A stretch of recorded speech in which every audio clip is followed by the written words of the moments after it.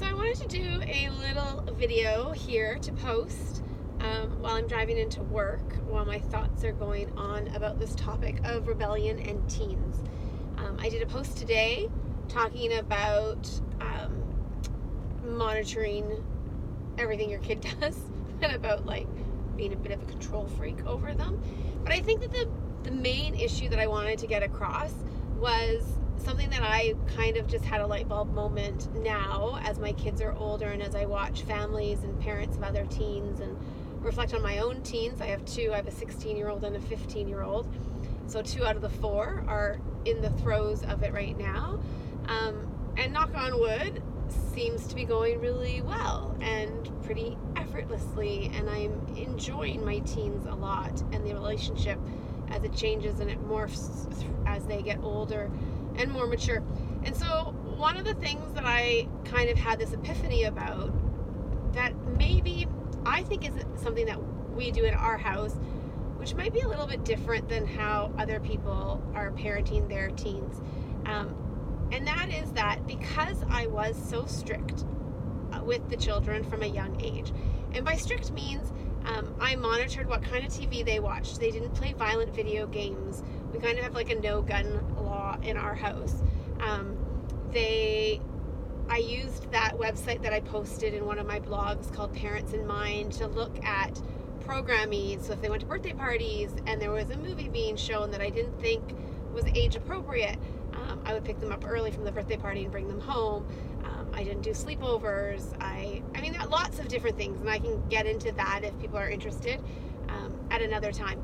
But the overriding piece that I think has benefited our family the most and my relationship with my teens is that because I was so strict when they were little and they didn't get to do a lot of things, the only option I've had is to loosen those reins as they get older and to start letting them do more things rather than the opposite, which is, I'm just going to use sleepovers as an example. And again, no judgment on people with sleepovers. Everybody has their own reasons for doing things, and I have my reasons as well. But if I had been letting my little girl, let's say, go on lots of sleepovers to lots of different people's houses, people I didn't know very well, and then she became a teenager and she wanted to go to birthday party sleepovers and things like that, and then I became worried about her falling in maybe with some questionable friends and wanting to go hang out at their house and sleep over, and then all of a sudden having to pull that away from her and like remove that privilege. I talk about the word privilege in my blog post a lot, but if I had to pull that away all of a sudden, I can totally see how that would cause a strain on the relationship. And my teenager thinking that I'm unreasonable and how is that fair, and that's not fair, all my friends get to do it, I've always been able to do it, why are you not letting me do it anymore, you don't trust me, like all of those issues would start coming up, versus the way that I've done it by not letting them do any of those things. I'm only allowing them to do things now as they become teenagers. So as long as they're open and honest and haven't done anything, to make me not trust them, or, their behavior at home isn't bad, or their school grades are suffering, like as long as everything is status quo and I haven't seen any big change, then why wouldn't I start to let them have more freedom as they get older?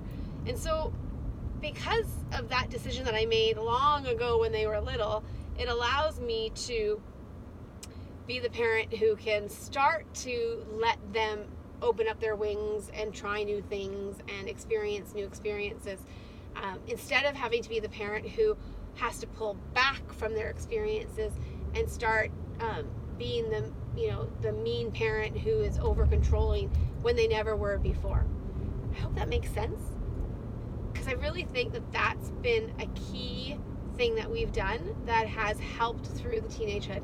And I don't buy the argument that other people say, oh, well, teenagers will be teenagers and, they're all going to go drink, they're all going to go party, all that kind of stuff. Because that hasn't happened in my family. So, I have 2 kids. Some people only ever have 2.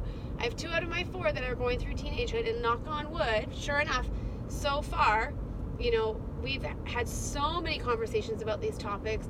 They clearly know where I stand on all of these topics, where we as a family, what our expectations are around behavior and about all of these things, and what we value, what we don't value, and what we model.